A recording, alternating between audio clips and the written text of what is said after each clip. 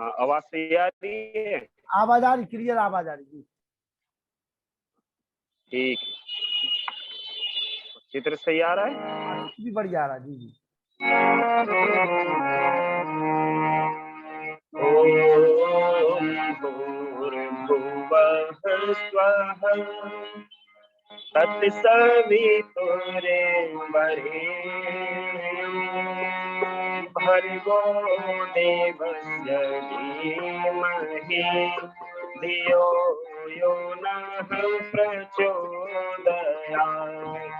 तूने हमें उत्पन्न किया, पालन कर रहा है तू, तुझसे ही पाते प्राण हम, दुखियों के कष्ट हरता है तू।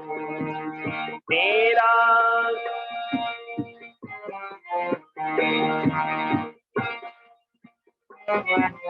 ओम भूर्भुवः स्वः तत्सवितुर्वरेण्यं भर्गो देवस्य धीमहि धियो यो नः प्रचोदयात्। तूने हमें उत्पन्न किया, पालन कर रहा है तू, तुझसे ही पाते प्राण हम, दुखियों के कष्ट हरता है तू।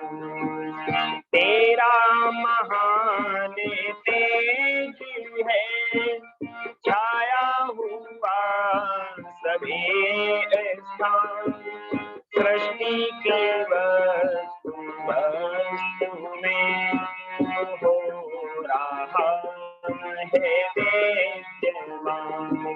तेरा ही धरते ध्यान हम, मांगते तेरी दया। ईश्वर हमारी बुद्धि को श्रेष्ठ मार्ग पर चला, दाता हमारी बुद्धि को वेद मार्ग पर चला। आदरणीय इस कार्यक्रम के संयोजक श्री लखनलाल आर्य जी, मुझसे पूर्व जिनका बहुत सुंदर अभी आपने भजन सुना, हम सभी के प्रेरणा स्रोत आदरणीय श्री ललित साहनी जी, आदरणीय आज के मुख्य प्रवक्ता आचार्य जी, धर्म प्रेमी बंधुओं, वंदनीय मातृशक्ति।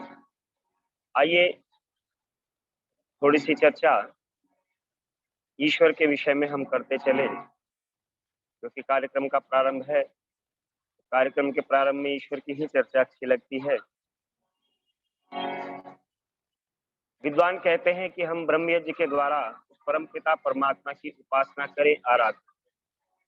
महर्षि स्वामी दयानंद जी से महाराज से पूछा कि स्वामी जी, ब्रह्म यज्ञ में हम उस परम पिता परमात्मा का ध्यान कैसे करें? तो ऋषि कहते हैं उसके गुणों पर विचार करें, उसके कार्यों को हम विचार करें, तो उस परम पिता परमात्मा की अनुभूति हमको होनी प्रारंभ हो जाएगी।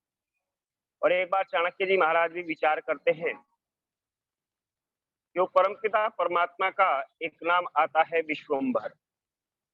उस परमपिता परमात्मा को विश्वम्भर क्यों कहते हैं? तो चाणक्य जी महाराज विचार करते हैं कि अगर मैं विचार करूं, जब एक बच्चा इस संसार के अंदर आता है तो उसके लिए सारी व्यवस्थाएं वो परमपिता परमात्मा कितनी सुंदर करके रखता है, मानो वो स्वयं को एक बच्चे के समान समझ रहे हैं।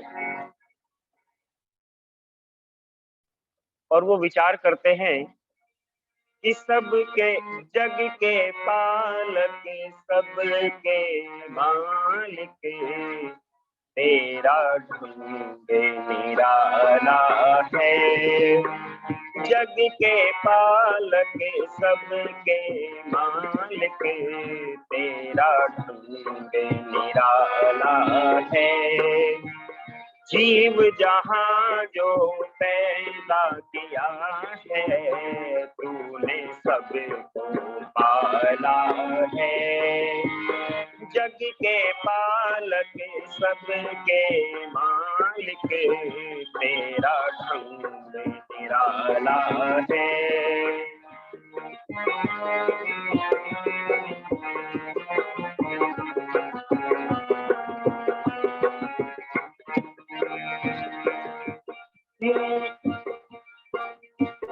बच्चा माँ के गर्भ में आए, माँ को ये मालूम नहीं। बच्चा माँ के गर्भ में आए, माँ को ये मालूम नहीं। लड़की है या लड़का है, ये गोरा है या काला है। जीव जहां जो पैदा किया है, तूने सबको पाला है। जग के पालक सबके मालिक, तेरा ढंग निराला है। विचार करते हैं, जब बच्चा माँ के गर्भ में आता है तो उसका पालन पोषण कौन करता है? बच्चे के पैदा होने से पूर्व माँ के उर में कौन दूध को भर देता है? कभी ये विचार किया है? उस परमपिता परमात्मा ने कितनी सुंदर व्यवस्था की और कहा है, जननी जन्मभूमिश्च स्वर्गादपि गरीयसी। माँ और मातृभूमि स्वर्ग से भी महान होती। और माता के कितने ऋण हैं। माँ अपने जीवन को लगा करके अपनी संतान का पालन करती है। और बहुत सुंदर उस माँ के विषय में कवि ने विचारों को रखा है। चाणक्य जी महाराज भी सोचते हैं, उस परमपिता परमात्मा ने मुझे माँ प्रदान की है, जो मेरे जीवन को बनाती है, उसको बढ़ाती है, उसका विस्तार करती। और बहुत सुंदर माँ के विषय में कवि ने भी शब्दों को चयन किया है।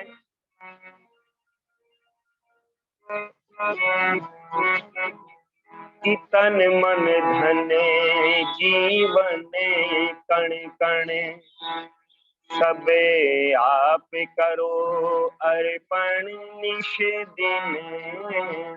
तन मन धन जीवन कण कण, अरे पण सब आप करो निश दिन।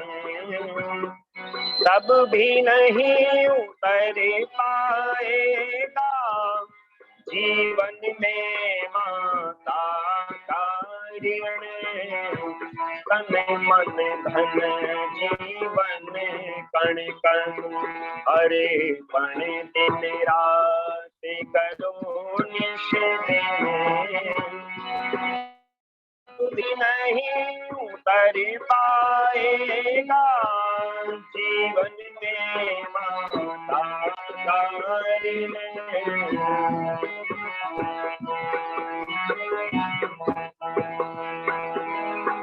माँ तो माँ क्या दूँ उपमा हरे, उपमा उप रह जाती है। माँ तो माँ क्या दूँ उपमा हरे, उपमा उप रह जाती है। अनुपम मामा की उपमा से वाणी चुप रह जाती है। अंत में ये कह जाती है,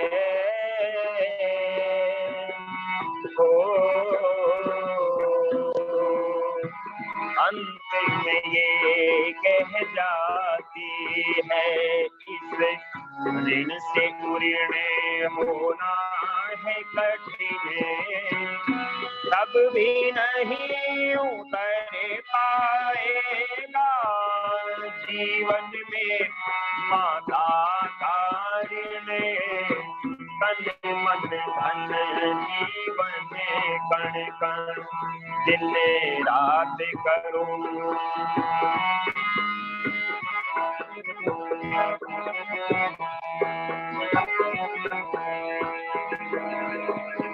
गर्भ अवस्था में 9 माह तक बच्चे का निर्माण करे। गर्भ अवस्था में 9 माह तक बच्चे का निर्माण करे।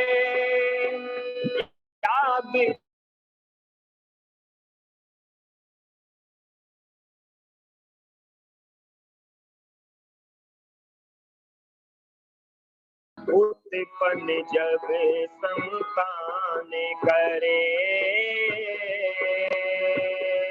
हो, उत्पन्न जब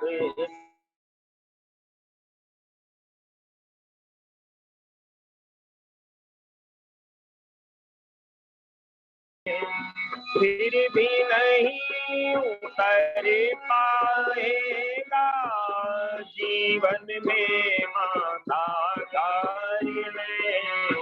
तन मन धन जीवन कण कण अर्पण आप करो निश दिन।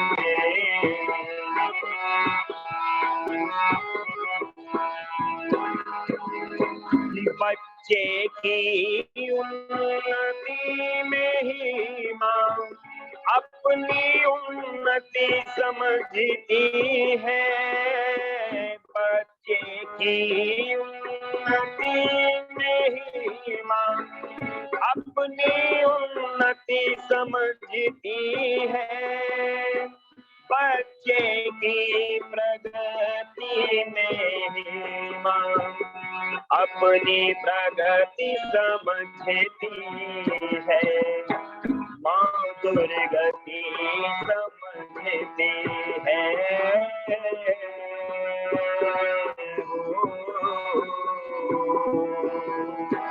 माँ दुर्गति समझती है। जीवन निष्प्रयोजन सुख बिन फिर भी नहीं उतर पाएगा जीवन में माता कारिणे।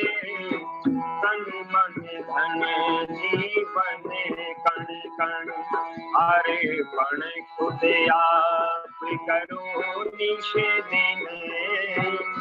फिर भी नहीं उतर पाएगा जीवन में माता कारिणे।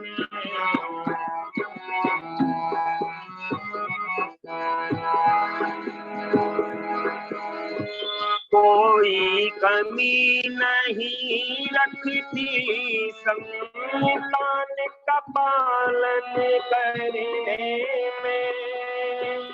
कोई कमी नहीं रखती संतान का पालन करने में।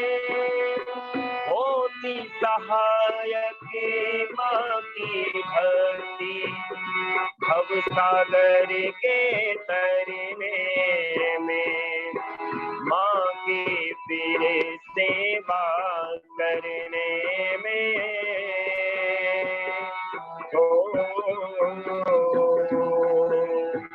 माँ की फिर सेवा करने में। कैसी लज्जा कैसी घिन फिर भी नहीं उतर पाएगा जीवन में माता कारिणे। तन मन धन जीवन कण कण। प्रभु कहने लगे कि बेटा मैंने तुझे सर्वप्रथम माँ दी है जिसके गर्भ से तू उत्पन्न होगा और वो तेरा पालन पोषण करेगी। और आप देखिए बच्चा जन्म लेता है और जन्म लेकर के माँ के दूध को सर्वप्रथम ग्रहण करता है। बच्चा कहने लगा प्रभु आपने व्यवस्था तो मेरी बहुत बड़ी की है, पर मैं इतना छोटा ही थोड़ा ही रहूंगा। मैं तो धीरे धीरे शरीर बढ़ रहा है, और जैसे जैसे शरीर बढ़ रहा है वैसे वैसे मेरी भूख बढ़ रही है।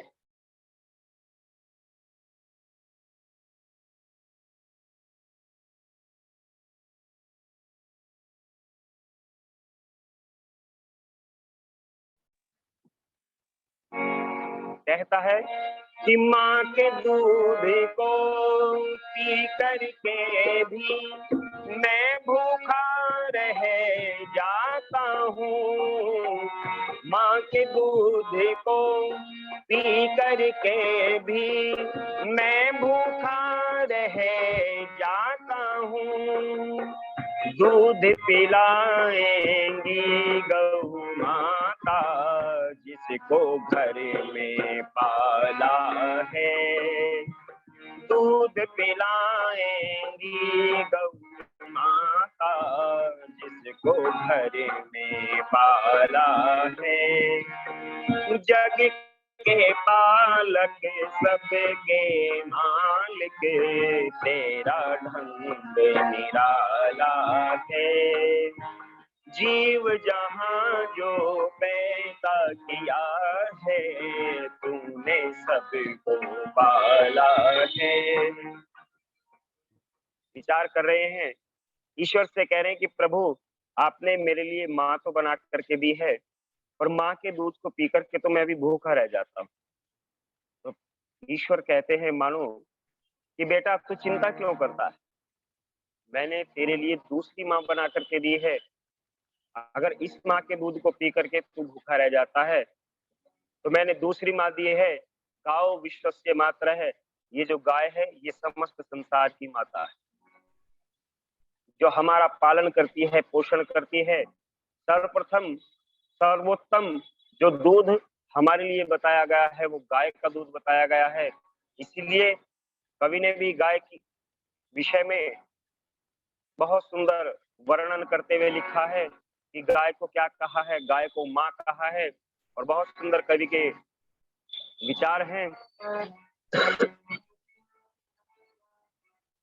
कि माता गौ माता सुख की दाता, जन गण उतारे तेरी आरती। मैया हम सब उतारे तेरी आरती। माता गौ माता सुख की दाता, जन गण उतारे तेरी आरती। मैया हम सब उतारे तेरी आरती।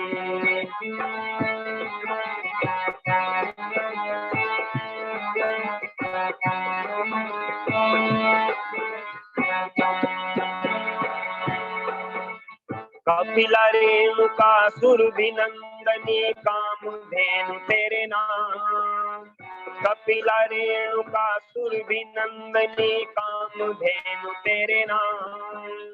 सुख की दाता है गौ माता जाने जगत तमाम। श्याम मोहन ने तुझे चराई, यमुना तट बंसी बजाई। बहती जहाँ निर्मल जल की भारती। मैया हम सब उतारे तेरी आरती। माता गौ माता सुख की दाता, जन गण उतारे तेरी आरती। कहा है कपिला रेणुका सुरभि नंदिनी कामधेनु तेरे नाम। हमारे घरों में गौवे पालन होता था और सुंदर सुंदर नाम हम गौवों के रखते थे, परंतु अब गाय पालने के लिए हम तैयार नहीं। गोपाष्टमी के दिन जाकर के पूजा तो कर सकते हैं, मंदिर में पत्थर की बनी हुई गाय को पूज सकते हैं, परंतु घर में एक गाय माता को नहीं पाल सकते। आज बड़े बड़े जो किसान कहलाते हैं आज वो भी भैंस पालना चाहते हैं, गाय पालना नहीं चाहते। कहते हैं जी गाय के दूध का रेट नहीं मिलता है, कम से कम मां मान करके ही पूज ले। विद्वानों ने कहा है हम गायों के बहुत सुंदर सुंदर नाम रखते थे, कपिला रेणुका सुरभि नंदिनी कामधेनु जैसे नाम मिलते हैं। और अगर एक व्यक्ति कहने लगा जी गायों के नाम रखने से क्या फायदा होगा, हमने कहा गाय भी अपने नाम को पहचानती, परंतु आज गायों के नाम नहीं, आज तो कुत्तों के नाम रखते हैं। ये हमारा जैकी है, ये हमारा टॉमी है।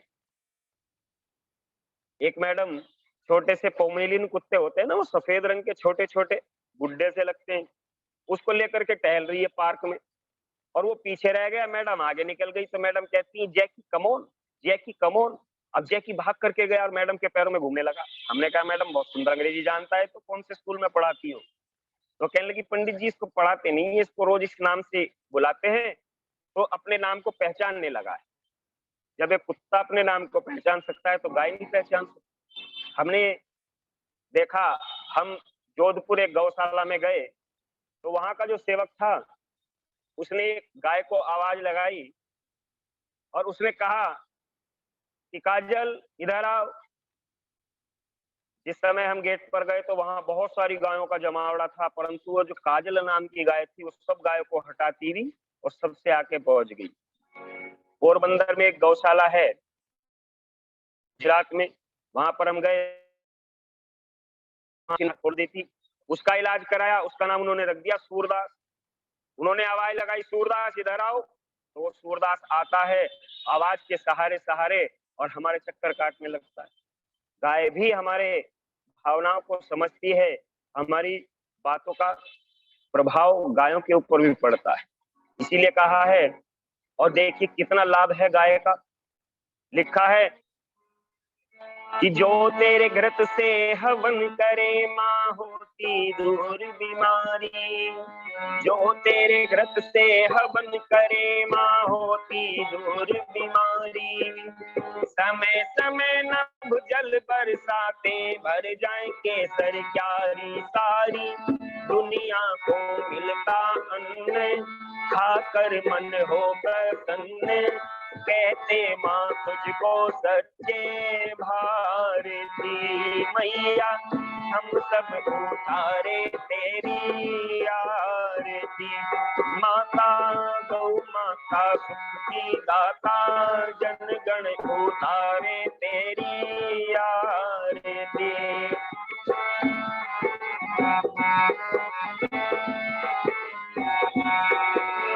वध का लिखा निषेध तेरी रक्षा का वर्णन आता, वध का लिखा निषेध तेरी रक्षा का वर्णन आता।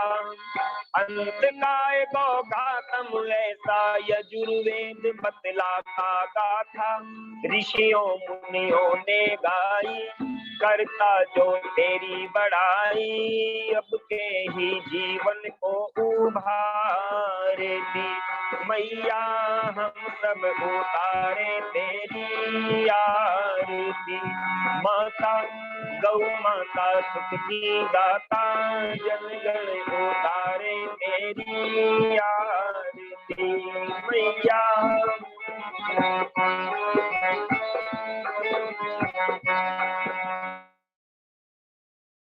निधि पढ़ो ऋषि की गौवध करने वालों, गौ करुणा निधि पढ़ो ऋषि की गौवध करने वालों। गौ हितकारी पशु आज मरने से इसे बचा लो पालो, घर घर जो सुख चाहते हो कर मत क्यों ना गाते हो, गौओं से कभी यहाँ बाहर थी। माता गौ माता सुख की दाता, जन गण उतारे तेरी आरती मैया, हम सब उतारे तेरी आरती। प्रभु कहते हैं कि बेटा मैंने गाय माँ तुझे दी है, जो दूसरी माँ बन करके तेरा पालन करेगी, तेरा पोषण करेगी। बच्चा कहने लगा प्रभु ये तो आपने बिल्कुल सही कहा, गाय माँ है जिससे मेरा पालन हो रहा है, पोषण हो रहा है, पर मेरा शरीर बहुत तेजी से बढ़ रहा है, अब गाय के दूध को पी करके भी मेरा काम नहीं चलता है। दूध गऊ का पी करके भी मैं भूखा रह जाता हूँ,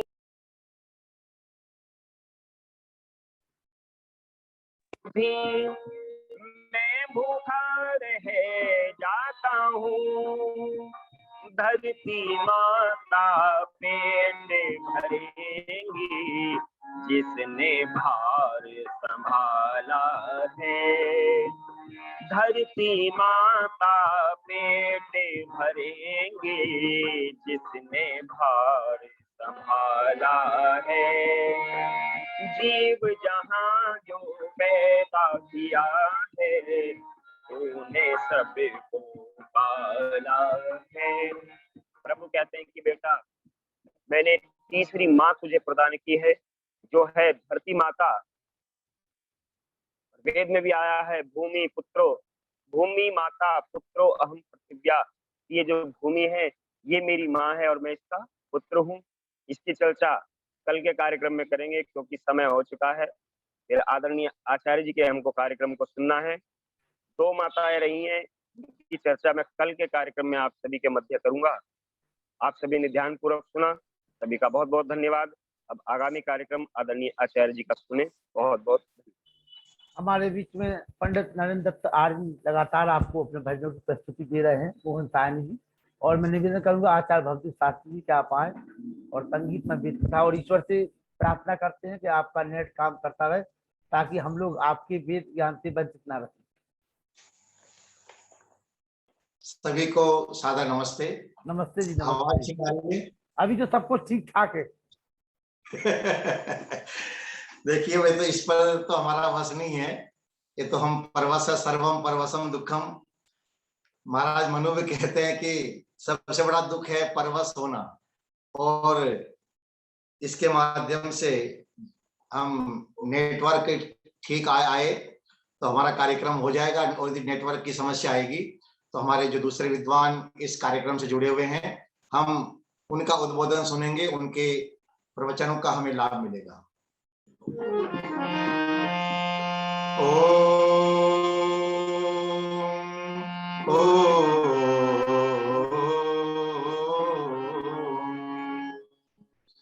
यो भूतं च भव्यं च सर्वं यस्याधितिष्ठति स्वर्यस्य च केवलं तस्मै ज्येष्ठाय ब्रह्मणे नमः। तस्मै ज्येष्ठाय ब्रह्मणे नमः।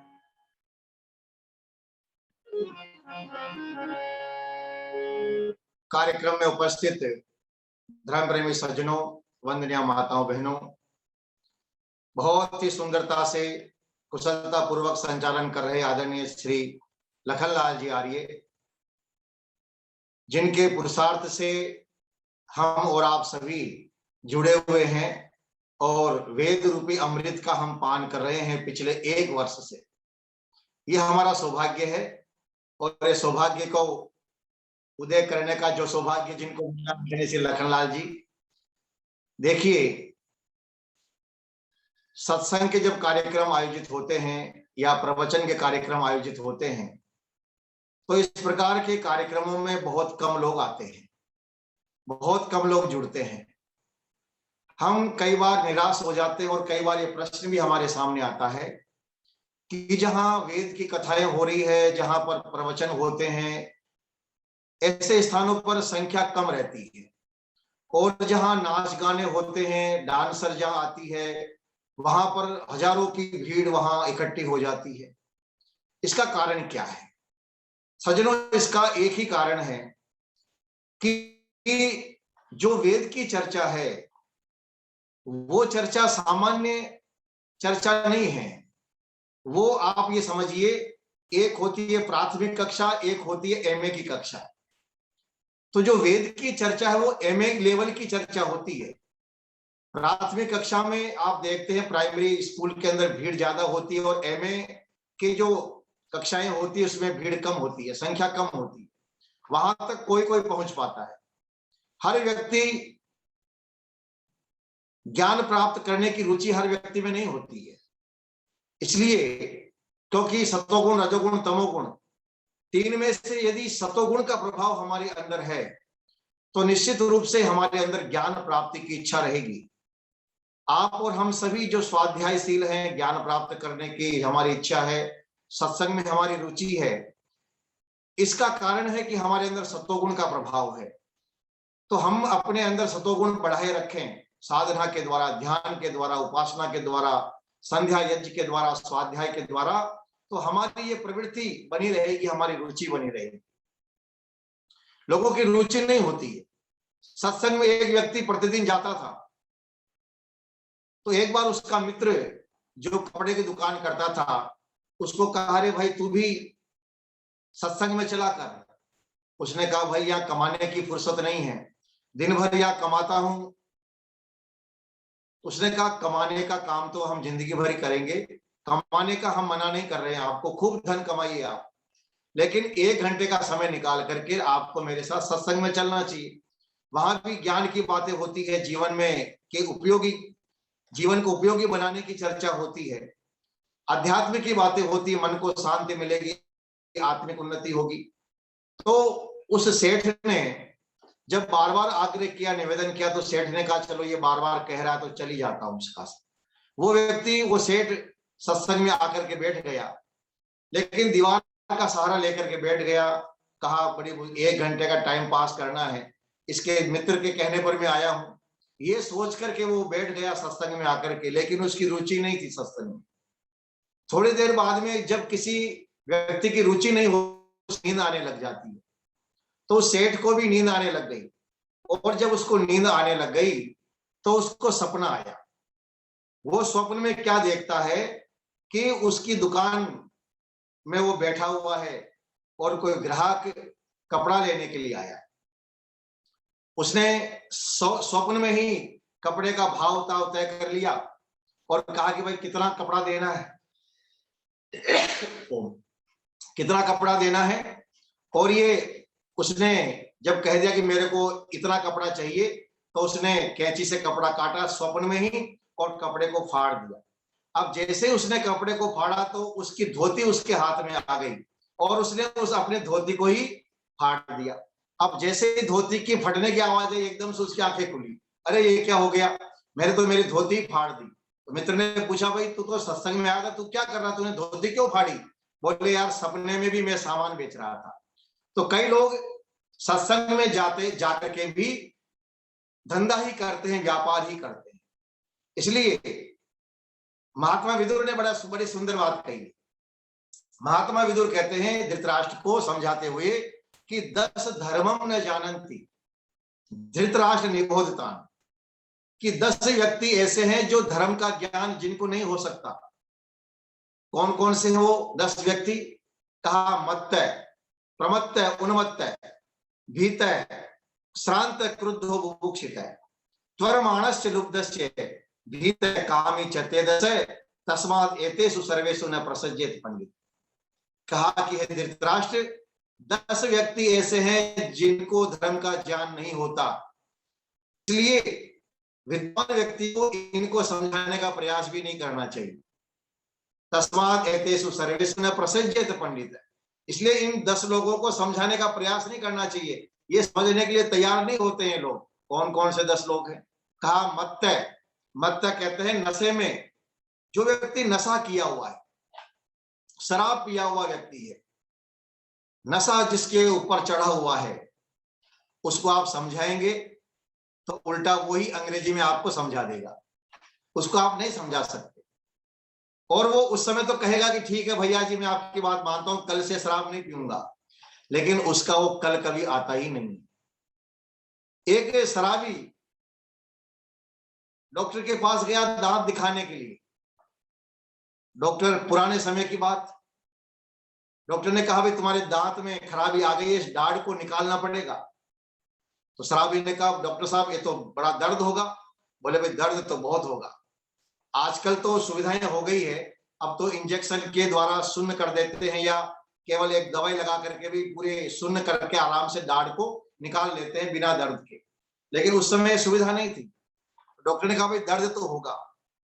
बोले, साहब दर्द तो बहुत होता है, सहन नहीं कर पाऊंगा। बोले, तुम शराब पीते हो, नशा करते हो? बोले, साहब हाँ नशा करता हूँ। बोले, ऐसा तो फिर मैं शराब पिला देता हूँ, तुम्हें नशा हो जाएगा तब तुम्हारा मैं दांत निकाल दूंगा। बोले हाँ ये ठीक रहेगा। दर्द भी नहीं होगा और नशे में मुझे पता भी नहीं चलेगा। तो शराबी को डॉक्टर ने शराबी की शराब मंगवा दी और उसको एक बना के दिया, एक में किलो पी लो। शराबी ने वो शराब पी ली, बोले कुछ, बोले हाँ थोड़ा थोड़ा नशा हो। एक बार और एक गिलास उसको भर करके दी, बोले और पियो, और पिला दी। फिर पूछा अब नशा हुआ? बोले हाँ डॉक्टर साहब कुछ नशा हो रहा है। बोले एक गिलास और पी लो। उसको एक गिलास शराब की और पिला दी। बोले अब नशा हो रहा है? अब उसको पूरा नशा चढ़ गया।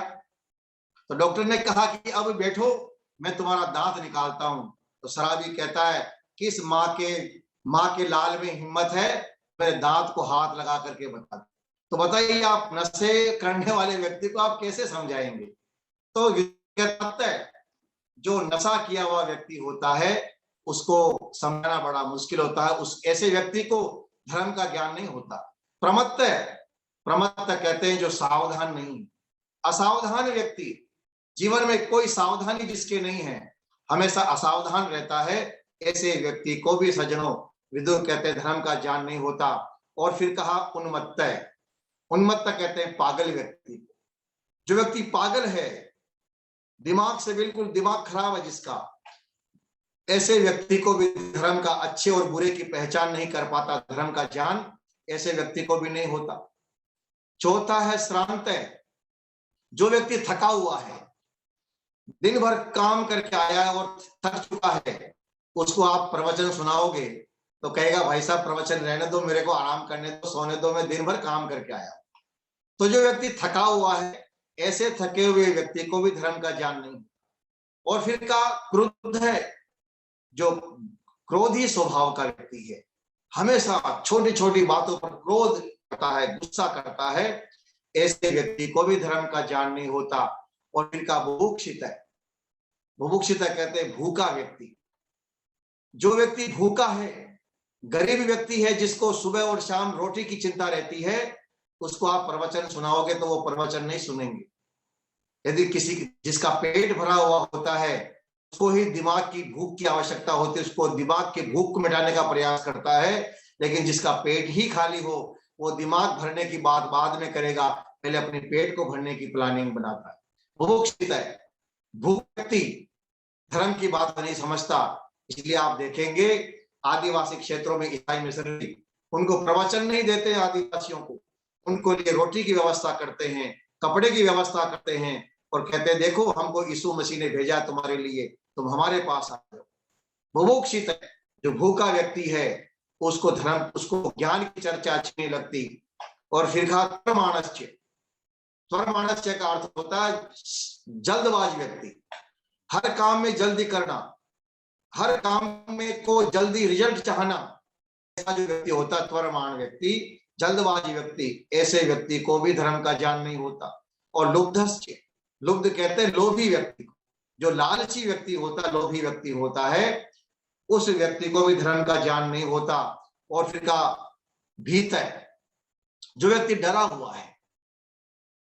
और कामी, जो कामुक व्यक्ति है, इनको धर्म का ज्ञान नहीं होता। रावण को खूब समझाया, मंदिर समझा रही है, राम स्वयं शांति दूत बना करके अंगद को भेजते हैं, फिर भी रावण समझ नहीं पाया कि ये मैं अपने विनाश कारण में जो है बनता जा रहा हूं। तो ये 10 व्यक्ति ऐसे होते हैं जिनको धर्म का ज्ञान नहीं होता। सौभाग्य है आपका और हमारा कि हम इन 10 में से नहीं हैं। हम अलग हैं। परमात्मा ने हमें सद्बुद्धि दी है, परमात्मा ने हमें सद्ज्ञान दिया है, परमात्मा ने हमको एक ऐसा अवसर दिया है, शुभ अवसर दिया है। मनुष्य जीवन का सबसे उत्तम अवसर होता है जब वो सद्ज्ञान प्राप्त करने का प्रयास करता है। ईश्वर की कृपा बिना मिले न किंचित ज्ञान, बिन सतगुरु सत्संग बिन सब है पशु समान। संत रविदास जी महाराज ने कहा ईश्वर की कृपा के बिना ज्ञान प्राप्त नहीं होता। इसलिए आप और हम सभी वेद के का पालन कर रहे हैं।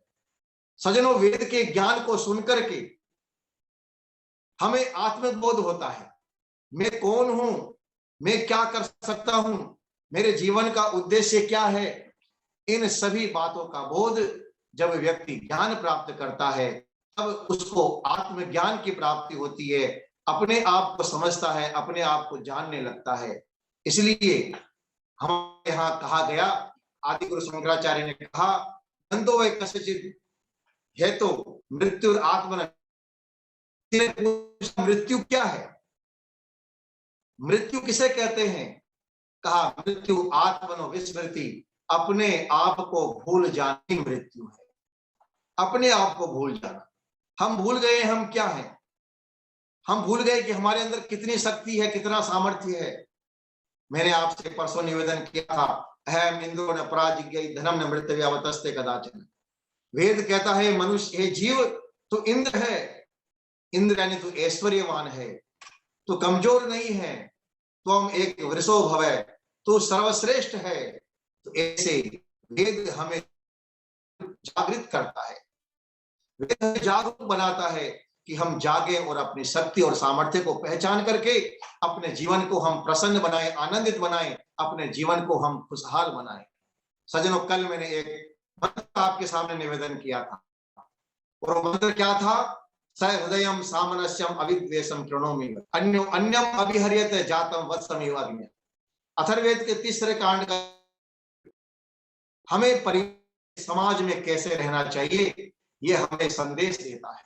आज धर्म के नाम पर मनुष्य मनुष्य बना हुआ, धर्म के बाद में जाति के नाम पर मनुष्य मनुष्य का शत्रु बना हुआ है।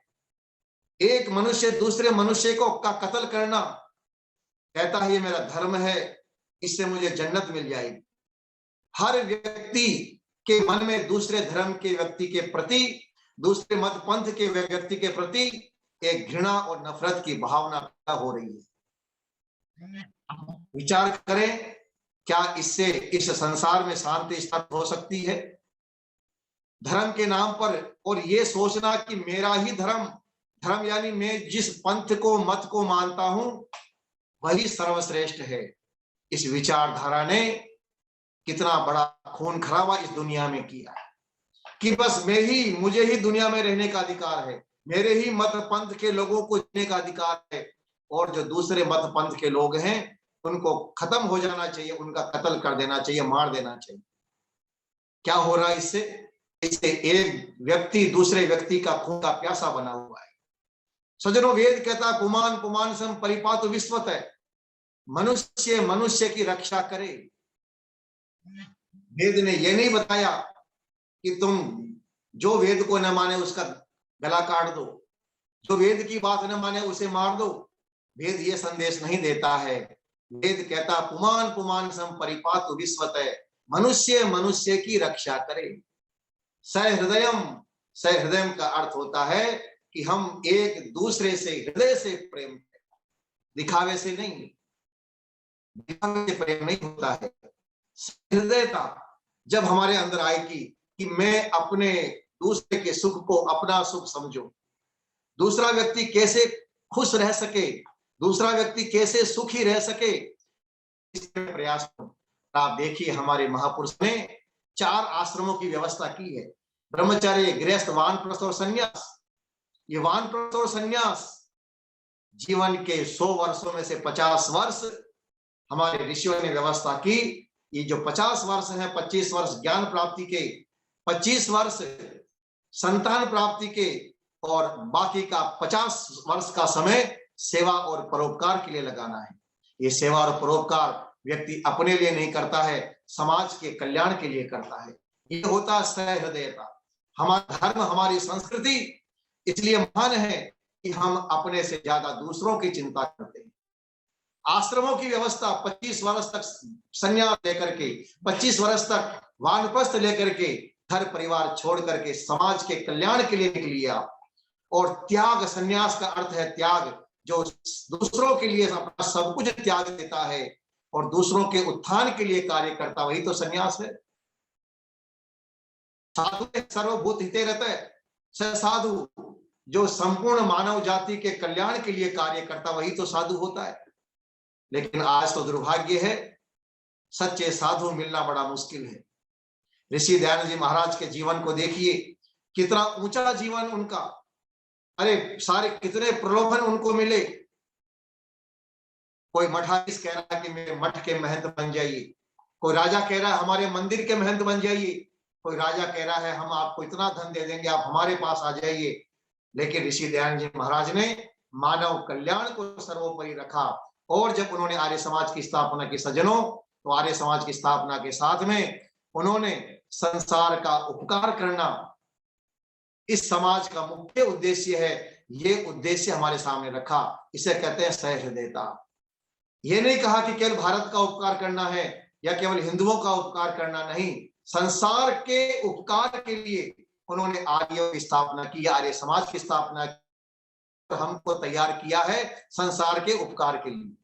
आप और यदि हम आर्य हैं तो हमारा उद्देश्य होता है संसार का उपकार कैसे हो, इसके लिए हम पुरुषार्थ करें, इसके लिए हम प्रयास करें। केवल एक सीमित स्थान का ही उपकार नहीं करना, अपितु संसार का उपकार करना, ये हमारे जीवन का उद्देश्य ऋषि दयानंद जी महाराज ने निर्धारित किया है।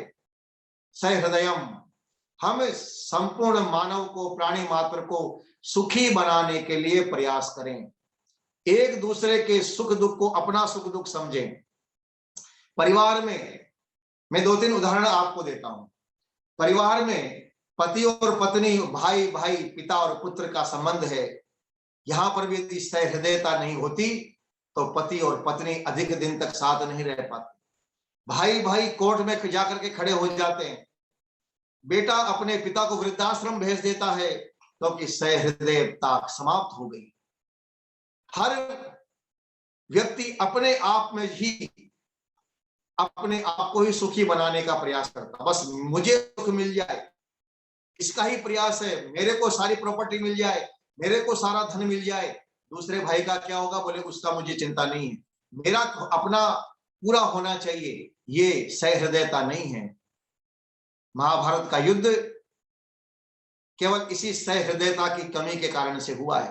वेद के इस एक वाक्य, एक शब्द के न मानने के कारण से लाखों लाखों लोगों की मृत्यु हुई है। महाभारत का युद्ध राष्ट्र यज्ञ से लौटने के बाद में जब दुर्योधन कमजोर होता चला जा रहा था, शकुनि ने पूछ लिया है, दुर्योधन क्या बात है, आजकल तेरा चेहरा पीला पड़ा हुआ है, तू कमजोर हो रहा है, क्या कारण है? तो दुर्योधन कहता है, मामा जी मैं अमर सेन तू, मैं ईर्षा की आग में जल रहा हूं, मेरे अंदर एक आग जल रही है और वो आग है ईर्षा की आग, द्वेष की आग। मैं पांडवों को सुखी नहीं देख सकता, चाहे कुछ भी हो जाए, लेकिन मैं पांडवों को सुखी नहीं देख सकता। ये मेरे अंदर ये ईर्षा है और ये आग रात दिन मेरे को परेशान कर रही है। ये आग तब बुझेगी जब मैं पांडवों का विनाश कर दूंगा। सजनों, सहृदयता की कमी के कारण से महाभारत का युद्ध हुआ, भाई भाई आपस में लड़े और हमारे देश का विनाश हो गया। सहृदयता की कमी के कारण से परिवार टूट जाया करते हैं।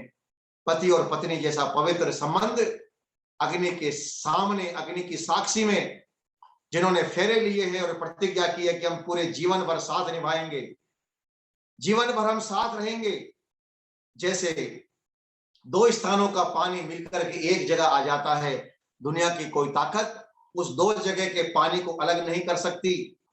इसी प्रकार से हम दोनों के हृदय मिल चुके हैं, हमको भी कोई अलग नहीं कर सकता।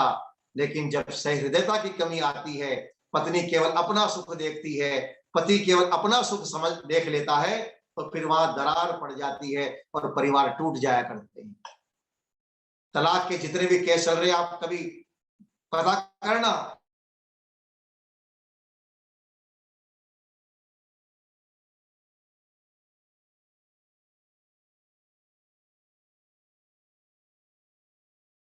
पति की चिंता है, बस अपने ही चिंता में व्यक्ति लगा हुआ है। सहृदयता की कमी के कारण से तलाक हो जाते हैं।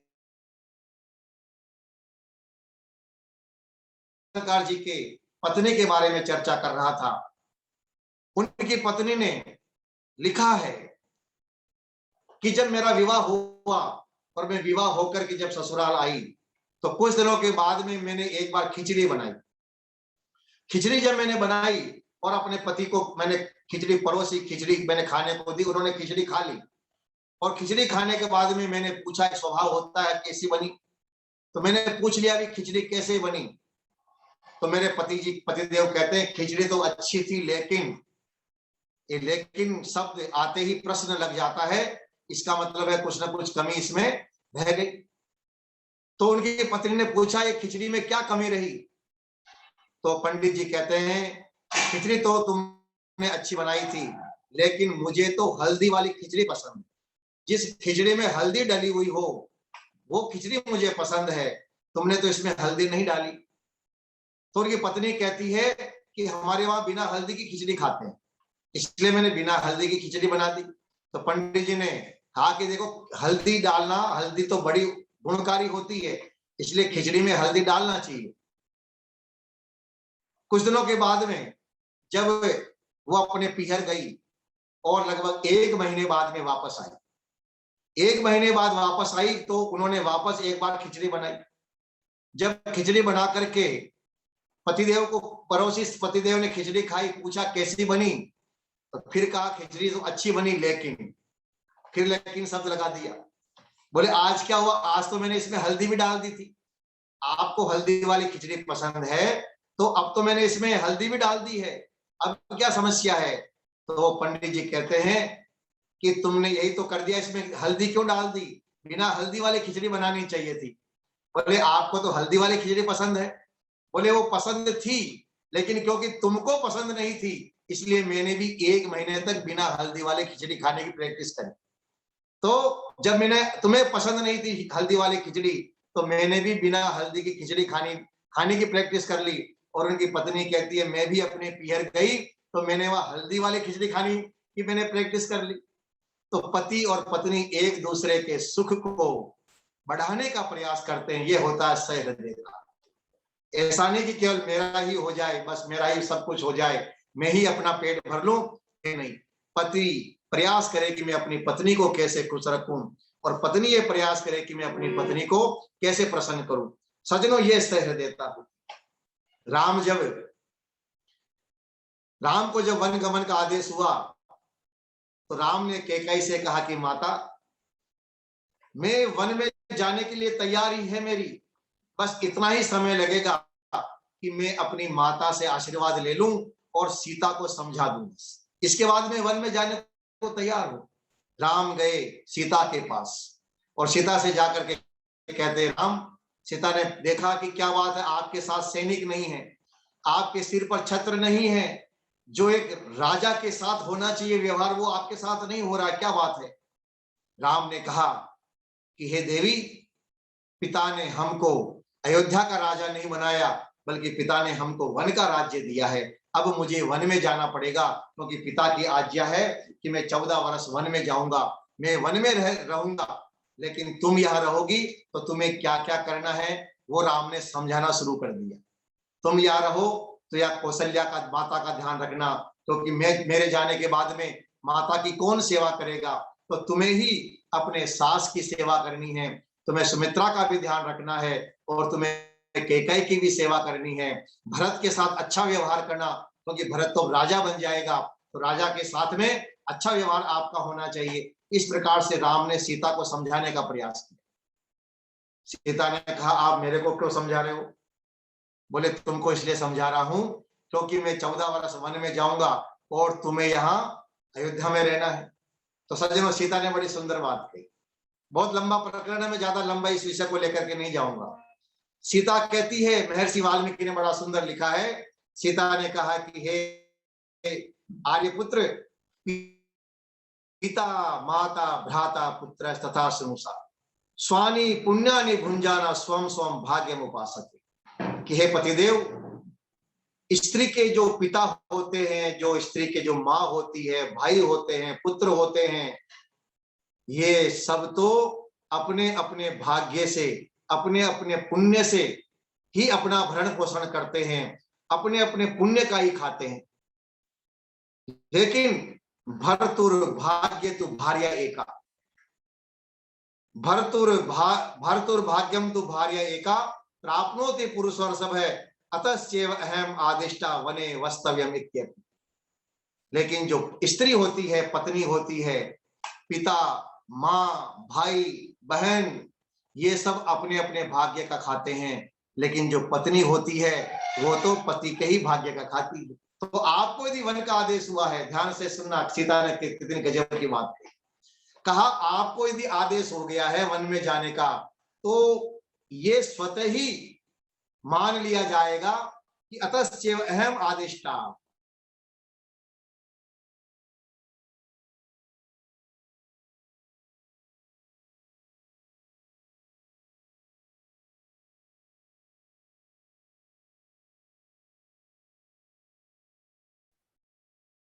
आवाज नहीं आ रही आपकी, आवाज नहीं आ रही, आवाज नहीं आ रही आपकी शास्त्री जी, शास्त्री जी आवाज नहीं आ रही।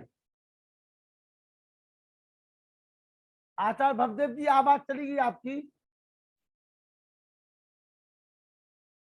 आवाज नहीं आ रही, आवाज जी, आवाज नहीं आ रही, अभी भी नहीं आ रही, आवाज नहीं आ रही।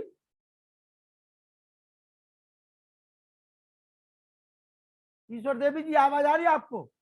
नहीं आ रही, नहीं आ रही। वो सीता राम के दृष्टांत पे ही आवाज वो हो गई। हाँ दोनों आचार्य हाँ भवदेव जी, आचार्य भवदेव जी पुनः माइक खोलिए। हम एक दूसरे से कैसे प्रेम करें?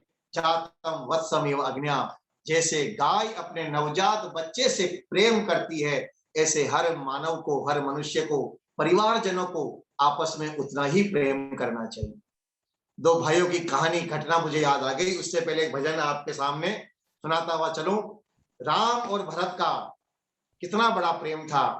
अरे राज तिलक की गेंद बनाकर खेलन लगे खिलाड़ी, इधर राम और इधर भरत, दोनों ने ठोकर मारी। राम तो कहते भरत ये अयोध्या का राज्य तुम्हें लेना है। भरत कहता भैया मैं तो आपका दास हूं, सेवक हूं, आपके होते मैं राज्य नहीं ले सकता। भरत ने भी राज को ठुकरा दिया और राम ने भी राज को ठुकरा दिया। और फिर भरत ने कहा कि देखो मैं जा रहा हूं अयोध्या, आपकी खड़ाऊ 14 वर्ष तक अयोध्या की गद्दी पर शासन करेगी, और मैं स्वयं जमीन पर सोऊंगा, वन में रहूंगा, तपस्या करूंगा, और 14 वर्ष तक आपके आने का इंतजार करूंगा। और भरत ने एक बात कही थी, एक भी दिन आप देरी से आए तो आप भरत को जीवित नहीं पाएंगे। सजनों बड़ा सुंदर एक गीत लिखा है कवि ने। भाई थे यहाँ कैसे श्री राम भरत जैसे, भाई थे यहाँ कैसे श्री राम भरत जैसे, दशरथ के नौनिहालों को जग याद करेगा, जग याद करेगा। भाई थे यहाँ कैसे श्री राम भरत जैसे, दशरथ के नौनिहालों को जग याद करेगा, जग याद करेगा। पता चला जब वन से आ गए रघुराई, पता चला जब वन से आ गए रघुराई, चल दिया खड़ा हूँ सर पर रख करके भाई, चल दिया खड़ा हूँ सर पर रख करके भाई, वन के 14 सालों को जग याद करेगा, जग याद करेगा। भाई थे यहाँ कैसे श्री राम भरत जैसे, दशरथ के नौनिहालों को जग याद करे। सोने थी अयोध्या आज स्वर्ग का धाम बने, सोने थी अयोध्या आज स्वर्ग का धाम बने, तो भरत के मन की चाही राजा राम बने हो, वो भरत के मन की चाही राजा राम बने, इन त्याग के मस्त ख्यालों को जग याद करेगा, जग याद करेगा। आई थे यहाँ कैसे श्री राम भरत जैसे, दशरथ के नौनिहालों को जग याद करेगा। था भेष फकीरी भरत का दर्द जटाओं में, था भेष फकीरी भरत का दर्द जटाओं में। चरणों में राम के गिरा उठा लिया बाहों में, हो चरणों में राम के गिरा उठा लिया बाहों में। सिर के उलझे हुए बालों को जग याद करेगा, जग याद करेगा। आई थी यहाँ कैसे श्री राम भरत जैसे, दशरथ के नौनिहालों को जग याद करे। अंतिम 3 पंक्तियां बड़ी आनंददायक है, बड़ी शिक्षाप्रद, ध्यान से सुनिएगा। सुग्रीव विभीषण, सुग्रीव विभीषण कर्मठ थे खोए खोए। सुग्रीव विभीषण कर्मठ थे खोए खोए।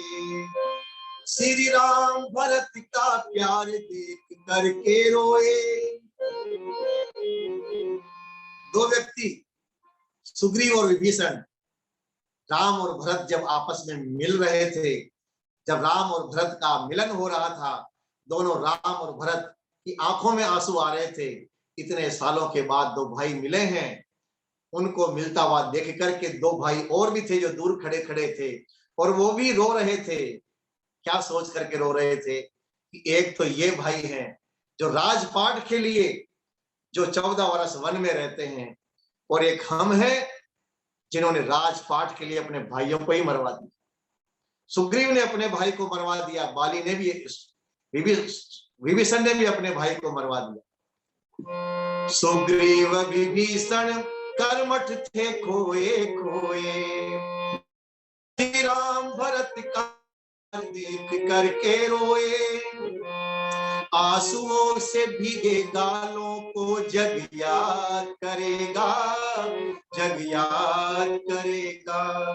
भाई थे यहाँ कैसे श्री राम भरत जैसे, दशरथ के नौनिहालों को जग याद करेगा, जग याद करेगा, जग याद करेगा, जग याद करेगा।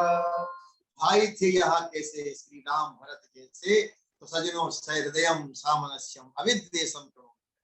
वेद का यह मंत्र कहता है हम सहृदय बने, एक दूसरे से हम हृदय से प्रेम करें, एक दूसरे को चाहें।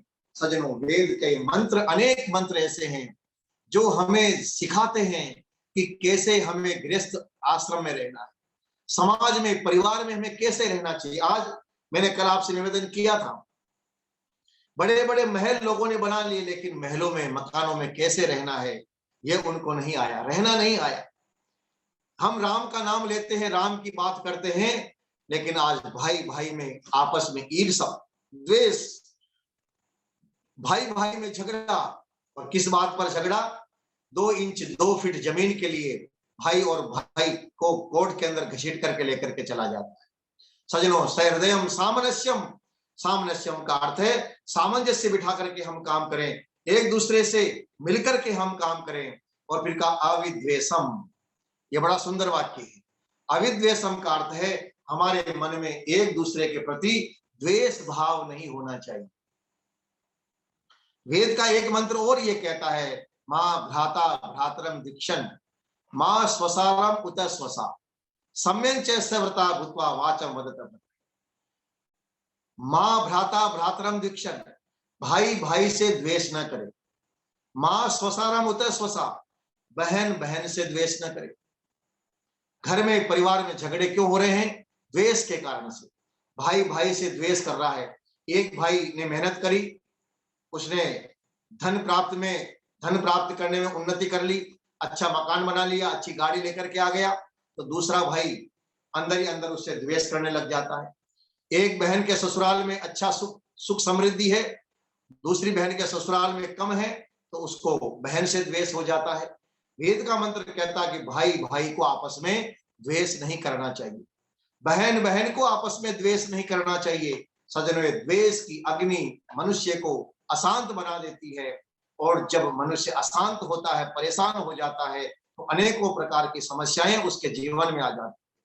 वेद का एक मंत्र और निवेदन करता हुआ, क्योंकि 3-4 मिनट का समय बचा है, मैं अपनी बात को यहाँ समाप्त करूंगा। वेद का मंत्र कहता है, अनुव्रत पितु पुत्रो मात्रा भवतु सम्मना, जाया पत्ते मधुमति वाचम वदतु शांति। अनुव्रत पितु पुत्रो, पुत्र किसे कहते हैं? पुत्र शब्द का अर्थ होता है पुण्णाम नरका त्रायते इति स पुत्र, जो माता पिता को दुख से तार दे, जो माता पिता को दुख से सुखी बना दे, दुख से तार देता है, उसको ही पुत्र कहा जाता है। और माता पिता कब प्रसन्न होते हैं? अनुव्रत पितु पुत्र, पिता पुत्र कैसा होना चाहिए? अपने पिता के का अनुकरण करने वाला, पिता के मंतव्यों को, पिता के सिद्धांतों को, पिता की आज्ञा का पालन करने वाला पुत्र हो। मात्रा भवतु सम्मना, और पुत्र कैसा होना चाहिए? माँ के मन के अनुकूल होना चाहिए, माँ को प्रसन्न करने वाला होना चाहिए।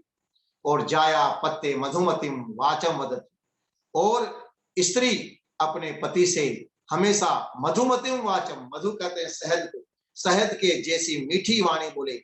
पति पत्नी एक दूसरे को शहद के समान मीठी वाणी बोले, और शांतिवान, और पति भी शांति से बात को सुन ले।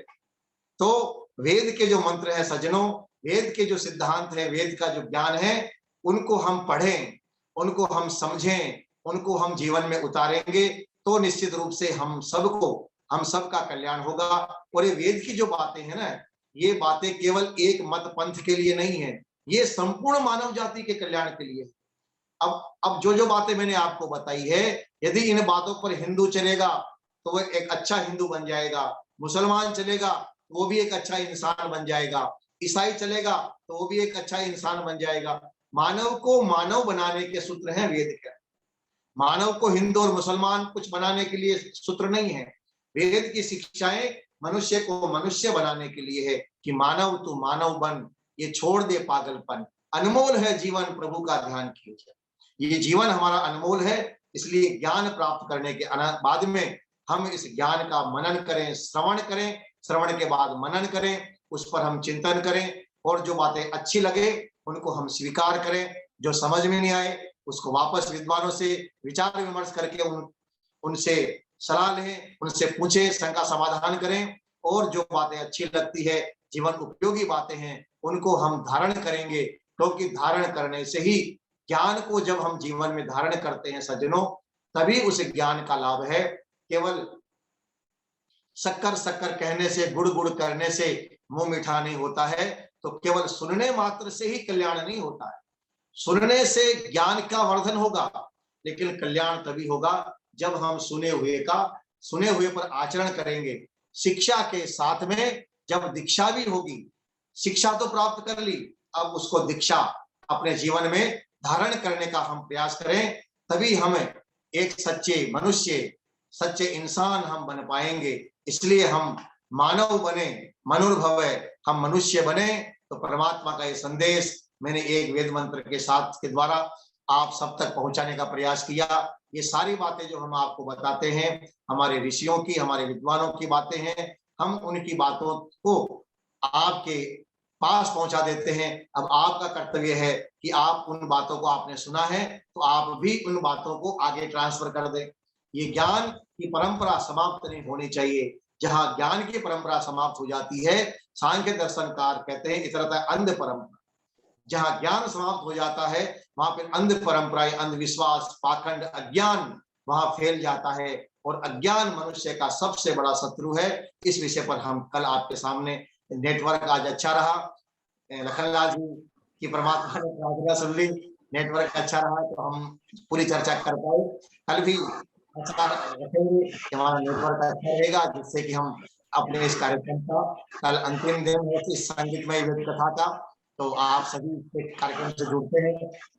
आपको निवेदन है कि इसी प्रकार से आप जुड़ते रहें और लखनलाल जी का उत्साह बढ़ाते रहें। जो भी विद्वान आते हैं प्रवचन देने के लोग, ये लोग आते हैं, वक्ता आते हैं, उनका भी उत्साह बढ़ता है जब श्रोता सामने होते हैं। तो आप सभी सुनते हैं। आप सभी का बहुत बहुत आभार, बहुत बहुत धन्यवाद। आभार आचार्य भगवती शास्त्री जी, जिन्होंने अपनी तारगर्भित बातें हम सभी के बीच में रखी हैं मानव जीवन को सफल बनाने के लिए। मैं निवेदन करूंगा व्यासनंदन शास्त्री जी से। आइए।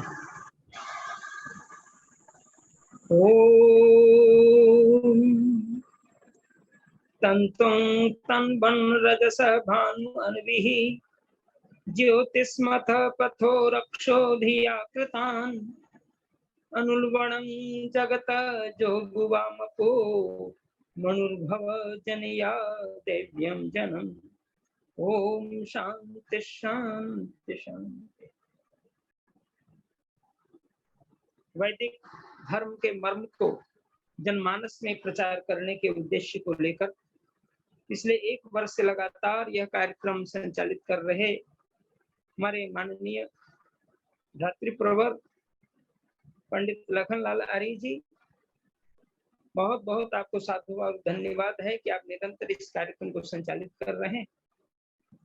और जिनका सानिध्य अभी प्राप्त हो रहा है वानप्रस्थी जी, पुरुषोत्तम मुनि वानप्रस्थी जी, और साथ ही साथ जिनका बहुत ही सुंदर वेद कथा के माध्यम से प्रवचन और भजन का आनंद ले रहे थे माननीय धात्रीप्रवर पंडित भवदेव शास्त्री जी अजमेर, और इसके पूर्व बहुत ही सुंदर भजन के माध्यम से इस कार्यक्रम को गति प्रदान कर रहे थे माननीय पंडित नरेंद्र दत्त आर्य जी, बहुत और अन्य जितने भी श्रोता बंधु मातृशक्ति देवियां, माननीय चंद्रकांता आर्य जी, अन्य सभी विद्वत्गण, बड़ा ही सुंदर विचार आज हम लोगों को श्रवण करने का अवसर मिला।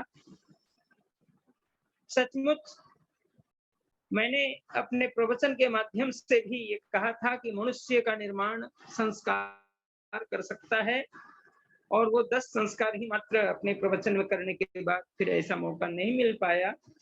लेकिन लगभग उन्हीं सब विषयों को लेकर के वेद कथा चल रही है। सचमुच मानवता प्रदान करने का आधार हमारा संस्कार है, और साथ ही साथ अभी जो मैंने वेद मंत्र पढ़े हैं वो अथर्ववेद के बड़े ही प्रमुख मंत्र माने जाते हैं, और उस मंत्र के अंदर परमात्मा उपदेश कर रहे हैं कि ऐ मनुष्य तुम मनुष्य बन, लेकिन मनुष्य बनने के लिए आधार दिया।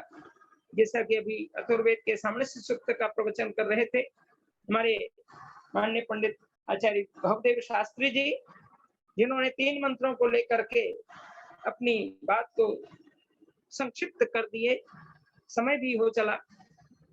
सहृदय सामण्य मद्वेषं कृणोमि वा अन्य हर्यत वत्संजात्मिवाग्नया ओम अनुव्रतः पितुपुत्रो मात्रा भवतु संमनाः जायापत्ये मधुमतिं वाचं वदतु शन्तिवान् ओम मा भ्राता भ्रातरं दीक्षन् मा ससामुतस्वसा सम्यञ्च सवर्ता भूत्वा वाचं वदतु भद्रया। इन 3 मंत्रों पर बड़ा ही सुंदर रामायण की परिचर्चा करते हुए राम, सीता, भरत और उसके अलावा महाभारत के अंदर जो कलह पैदा हुआ भाई में आपस में द्वेष होने के कारण, और इस कथा को उन्होंने रामायण से भी जोड़ते हुए सुग्रीव और जो मुख्य रूप से राम के साथ आए ये रावण के भ्राता विभीषण की चर्चा भी उन्होंने की। किस प्रकार हमारी आर्य शैली रही है इसकी चर्चा भी वो कर रहे थे। निसंदेह इस वेद के मंत्र में भी मैंने इस भाव को द्योतित करने का प्रयास किया है, और कहा है कि परमात्मा कहते हैं इस वेद मंत्र के अंदर, ये मनुष्य तुम मनुष्य बनो, लेकिन उसके लिए कुछ आधार है। पहला आधार है, पहली सीढ़ी है तंतुं तन्वन, अर्थात कर्मों का ताना बाना बुनो निठल्ला मत बैठ। पहला मनुष्य बनने की पहचान। ज्यादा पुरुषोत्तम राम हो, या उनकी धर्मपत्नी भगवती सीता हो, योगराज कृष्ण हो, रुक्मिणी हो, हमारे वशिष्ठ हो, विश्वामित्र हो, नारद, वशिष्ठ, जमदग्नि, कपिल, कणाद, गौतम हो, ब्रह्मा से लेकर जमनी पर्यंत तक तमाम ऋषि मुनियों का आदर्श देखें, उन्होंने कभी भी बेकार का जीवन नहीं बिताया। समय समय की एक एक क्षण को उन्होंने उपयोग किया है, तभी आज हम उनके नाम ले रहे हैं। निसंदेह वेद कहता है, तन तुम तनवन कर्मों का ताना बाना बनो, कुर्वन् नेवेह कर्माणि जिजी विषेद सतंग समाह एवं त्वयि नान्यते थोस्ति न कर्म लिप्यते नरे। आय मनुष्य, तुम कर्म करते हुए 100 वर्षों तक जीने की इच्छा करो। इस प्रकार की भावना के साथ इस तथ्य को उजागर किया गया है।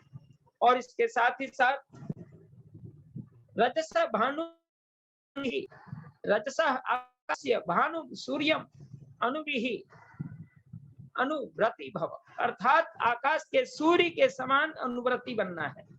जिस प्रकार आकाश का सूर्य उग करके सबका कल्याण कर देता है, उसी प्रकार हम भी अपनी वाणी, मन, आचरण के द्वारा दूसरे का कल्याण ही सोचे, कल्याणकारी बोले और अपने जीवन के अंदर कल्याण भावना को रखें। ये संसार का उपकार करने का मुख्य उद्देश्य महर्षि ने जो दिया है, इसके अंदर वो बातें आ जाती है। और इसके साथ ही साथ रजसा भानु अनविहि के पश्चात तब दिया है अनुल वड़ंग जगता जोगुवामप्पा, और उसके पहले उन्होंने दिया वेद मंत्र में परमात्मा ने ये तंतुम तनरजसा भानु अनविहि ज्योतिष पथ रक्षो दिया कृता। ज्योतिष पथ, प्रकाश का जो मार्ग है, उस प्रकाश के मार्ग की रक्षा करनी।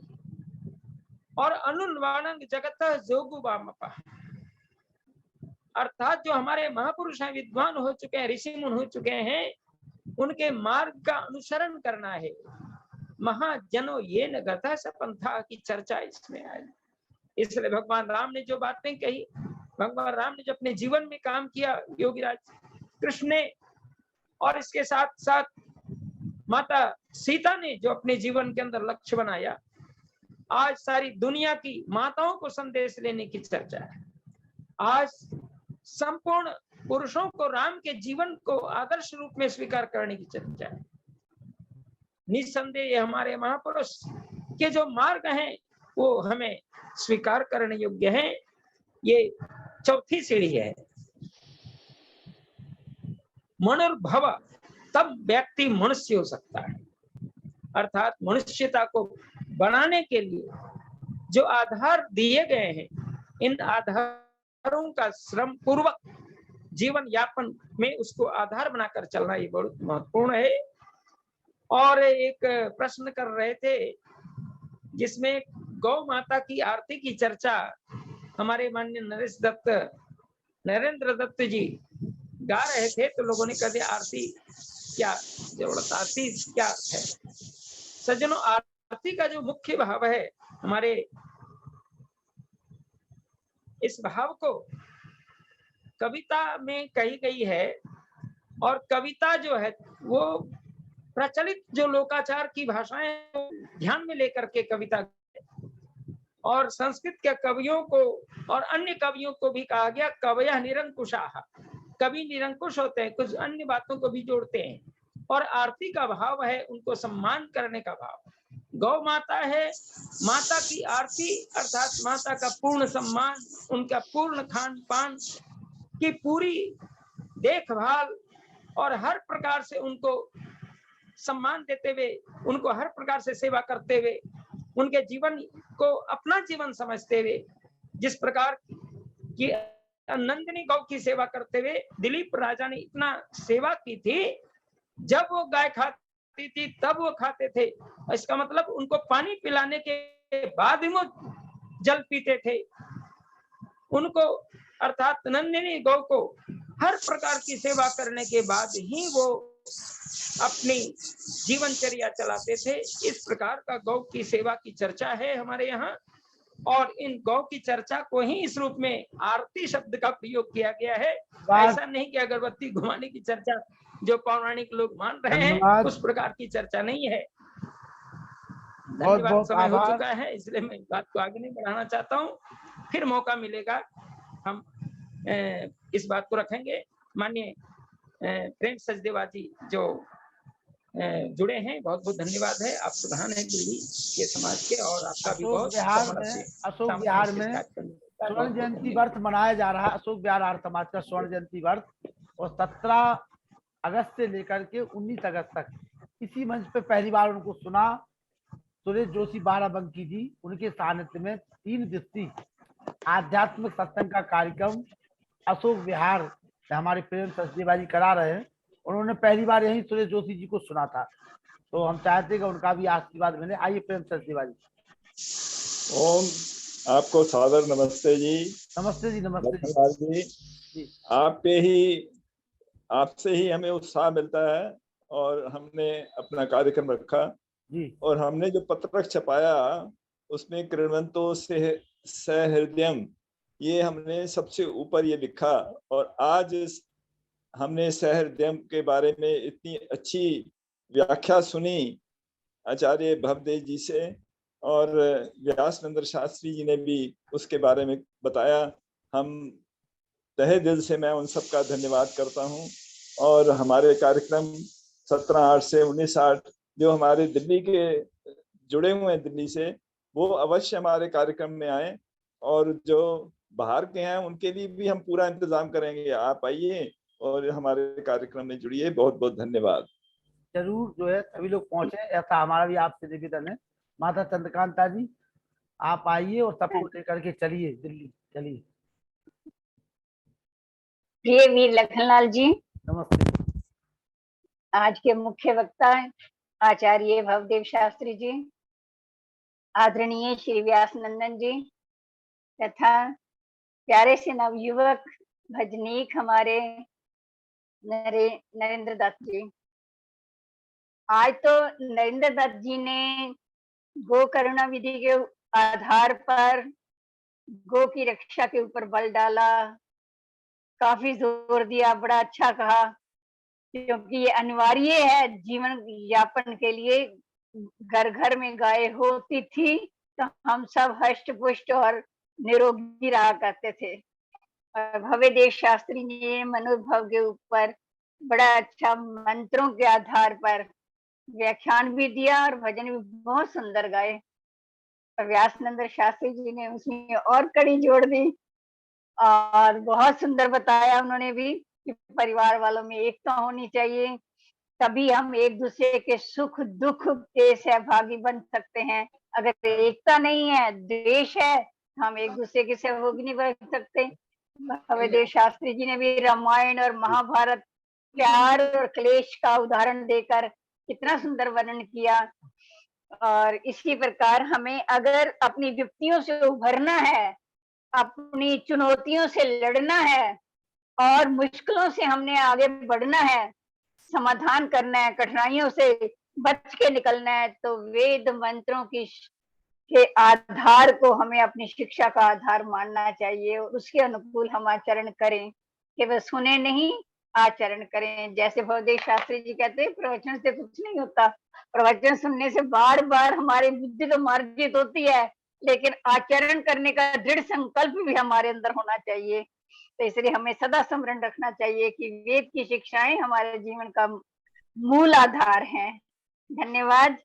कल बहुत बहुत धन्यवाद। कल आप सोहनलाल साहनी जी को बुला लीजिए, सादर आमंत्रित कर लीजिए कल, ठीक है? हाँ, मैंने लास्ट में मैसेज तो भेजा था, शायद हो सकता है उन्होंने पढ़ा ना हो, क्योंकि अंतिम समय आपने भेजा, मैंने भी अंतिम समय उनके पास भेज दिया। कल अपना तो समय बहुत है अभी, कल भेज दीजिए उनको फिर से। हाँ चलो ठीक है, कल मैं उनके पास मैसेज भेज दूंगी।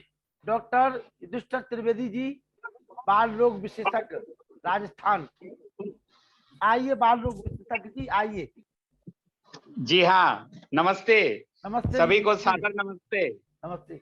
इस समय बस हम तो, हमारा दुर्भाग्य है कि रोज जुड़ नहीं पाते हैं, जब भी अवसर मिलता है जुड़ते हैं। और ये जो वेद की ज्ञान की गंगा का अमृत हो रहा है, उसका जैसा लगता है कि सौभाग्य जितना मिल पाता है उतना सौभाग्य उठाते हैं। ये आप अनवरत चला रहे हैं, बहुत सुंदर काम हो रहा है। और आर्य समाज का नए लोग भी जुड़ रहे हैं और पुरानों में जो बहुत वो हो गई है ना, अग्नि पे धूल जम गई है, राख जम गई है, वो थोड़ी थोड़ी दूर होती है। ईश्वर आपको शक्ति दे और आप ये कार्यक्रम निरंतर चलाते रहें, ऐसी प्रभु से प्रार्थना है। सभी को प्रणाम, नमस्ते। ये हमारे डॉक्टर युधिष्ठिर त्रिवेदी जी, बाल रोग विशेषज्ञ। मैं निवेदन करूंगा आनंद नरोला जी, जो हमारे आध्यात्मिक विशेषज्ञ हैं। आनंद नरोला जी, आइए, आध्यात्मिक विशेषज्ञ।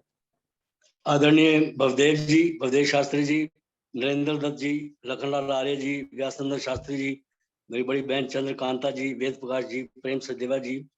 आदरणीय भवदेव शास्त्री जी ने भजनों के साथ साथ बहुत ही ज्ञानवर्धक जानकारी दी। विशेषतः जो 10 प्रकार के अपात्र व्यक्ति जिन्हें ज्ञान देना व्यर्थ है, उसके बारे में बहुत महत्वपूर्ण जानकारी दी उन्होंने। साथ ही व्यक्तियों के आपस में संबंधों के बारे में भी बड़ी सुंदर व्याख्या की। इस संबंध में उन्होंने बड़े सुंदर उदाहरण भी दिए, उससे हमारा बड़ा ज्ञानवर्धन। और व्यासचंद्र शास्त्री जी ने भी मनुष्यों के कर्तव्यों आचरण के संबंध में अमूल्य जानकारी प्रदान की। और आदरणीय लखनलाल, आप जो इसका आप एक वैदिक आचरण के हिसाब से बहुत ही अच्छा कार्य कर रहे हैं। कभी कभी लगता है कि ये हमारे संचित कर्मों का जो फल है, इतनी ज्ञानवर्धक बातें मिल रही हैं, इतनी अच्छी अच्छी बातें पता चलती हैं, जिससे हमारा जीवन बहुत सफल हो रहा है। मेरा ख्याल है कि जितने भी लोग हम ये प्रोग्राम अटेंड कर रहे हैं, और जब से प्रोग्राम ये अटेंड करना शुरू किया है, उनमें कुछ ना कुछ आध्यात्मिक परिवर्तन अवश्य आया है। और इस सब के लिए लखनलाल जी, आप ही इसके लिए, इसका सारा श्रेय आपको और मुन्नी पुरुषोत्तम जी को जाता है। और बाकी जो बहुत बहुत व्यासचंद्र आभार शास्त्री जी, नरोला जी, बहुत बहुत आभार। और बहुत बहुत आभार और नमन।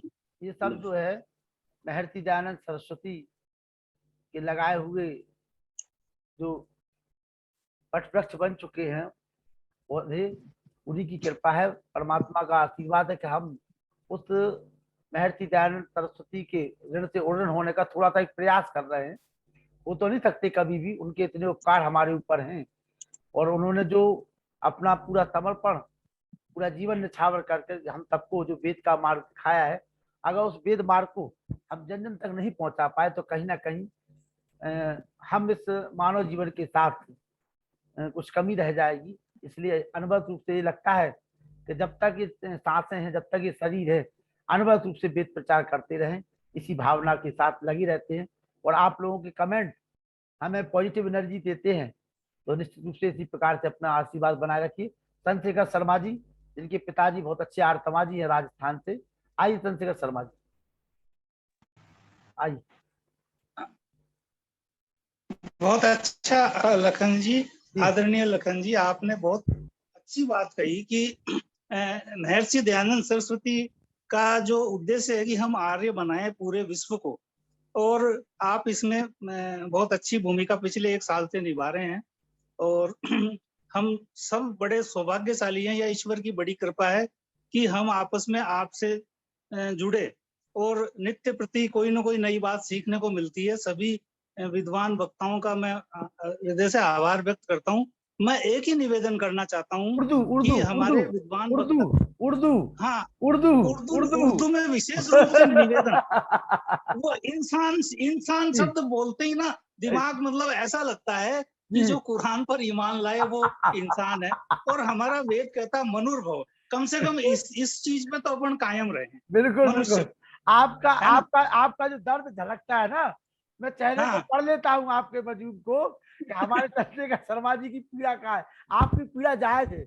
और धीरे धीरे जब आप चर्चा करते रहोगे, कमेंट करते रहोगे, तो ये विद्वान सभी लोग इंसान से मनुष्य बनने की ओर अग्रसर हो जाएंगे। जी हाँ, बिल्कुल बिल्कुल, हमें मनुष्य ही बनना है, मनुर्भव। आप बस यही निवेदन। संतोष सचान जी, माता संतोष सचान जी, प्रयागराज जी। माता जी, आपकी आवाज चली जाती है माता जी जब आप बोलती है, तो पता नहीं क्यों।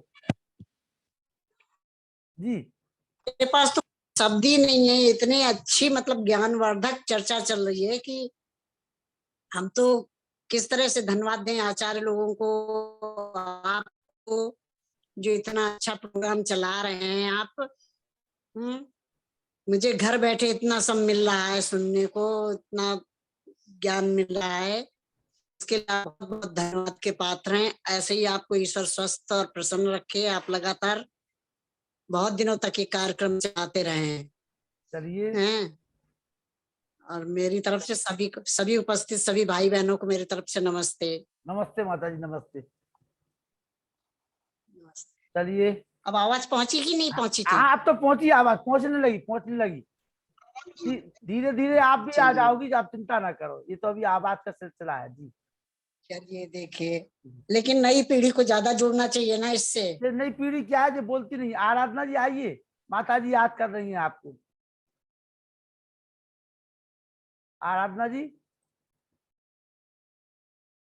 सुमन लता जी, चलिए कोई बात नहीं। तो अब हम शांति पाठ करें। व्यासनंदन शास्त्री जी, पंडितों के महापंडित, आइए।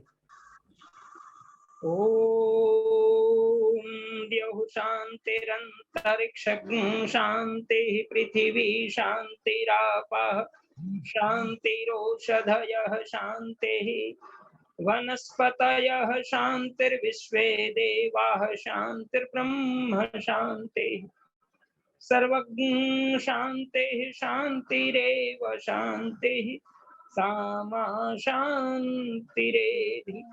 ओम शांति शांति शांति।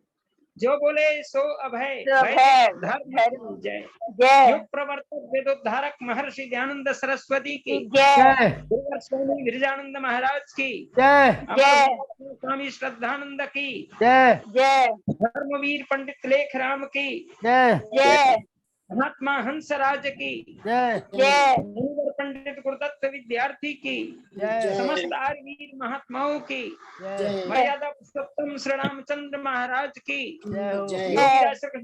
महाराज की समस्त आर्यवीर महात्माओं की भारत माता की वेद की ज्योति जलती रहे। ओम का झंडा ऊंचा रहे। कृणवंतो विश्वम आर्यम, कृणवंतो विश्वम आर्यम। बहुत बहुत धन्यवाद। प्रणव ध्वनि। नमस्ते सबको सादर नमस्ते। नमस्ते जी। सर्वेभ्यो सर्वाभ्यो नमस्ते जी, नमस्ते सभी को सादर नमस्ते। नमस्ते जी, कल मिलते हैं हफ्ते हफ्ते पुनः। नमस्ते नमस्ते। शुभ रात्रि। शुभ रात्रि।